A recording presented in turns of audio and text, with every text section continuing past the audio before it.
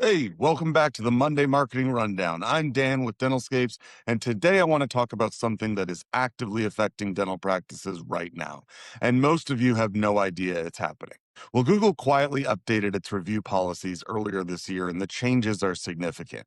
Reviews your patients left in good faith are being removed, profiles are being restricted, and the tactics that caused it, well, they're the same tactics that dental practices have been using for years, tactics that used to be completely fine. Let me walk you through exactly what changed and what you need to do about it. Back in February and then again in April of this year, Google made two rounds of updates to what they call their prohibited and restricted content policy, the official rulebook for what is and isn't allowed on Google Business Profile. On April 17th, two new prohibitions were added to the rating manipulation section: no directing staff to hit review quotas and no directing staff to solicit reviews that include specific content, including a staff member's name. Let me say that again because this is the one that's catching dental practices off guard. You can no longer ask patients to mention your doctor or your hygienist by name in your Google review. If your front desk script says anything like, "If you had a great experience with Dr. Johnson today, we'd love it if you mentioned her in your review," that is now a policy violation. And it's not just the same thing. Google's updated policy now explicitly prohibits merchants from requiring or pressuring customers to leave a review while they are still on the premises. The tablet at the front desk is a violation now. The review kiosk in the lobby is a violation. Asking a patient to pull out their phone and leave a Google review before they walk out the door, that's a violation. Now, I know what you're thinking. We've always done it that way. And I hear you. These were standard practices across dentistry and honestly across most service businesses. But Google's reasoning is pretty straightforward. A patient who is still sitting in your office face to face with your team is not in a comfortable position to leave an honest review. Google considers that pressure even if you don't intend it that way. Now, here's where it gets serious. Google's enforcement systems are already removing reviews, stripping ratings, and hitting profiles with restrictions.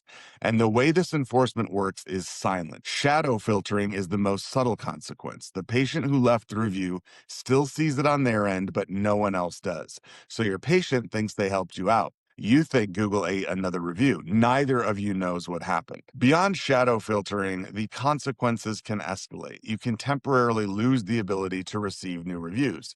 Existing reviews can be unpublished, and in the most serious cases, a public warning banner appears on your profile telling visitors that fake reviews were removed.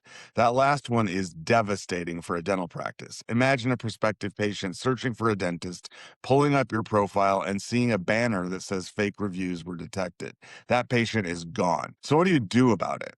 Well, here's the compliant playbook going forward. First, audit your review process right now. Ask yourself, do you have a script or verbal prompt that asks patients to mention a team member by name? Do you use a shared device, tablet, or kiosk for in office reviews? Do you send different follow up messages depending on how satisfied a patient seemed?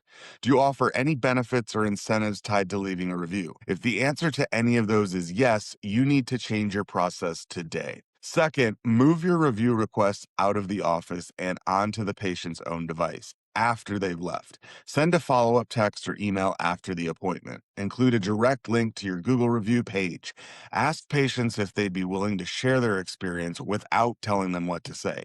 That's it. Simple, compliant, and it still works. Third, retrain your front desk team. Remove any language from your scripts that references specific staff names or specific services. The request should be neutral. We'd love to hear about your experience, not coached. And fourth, keep the volume consistent. Batch campaigns that land a large number of reviews in a short window look like manipulation to Google's systems, even if every single one of those reviews is completely legitimate.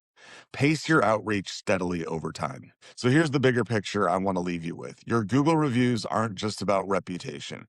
They directly affect your local search ranking, your position in the local three pack, and increasingly whether AI tools like Google's AI overviews and ChatGPT recommend your practice to someone searching for a dentist.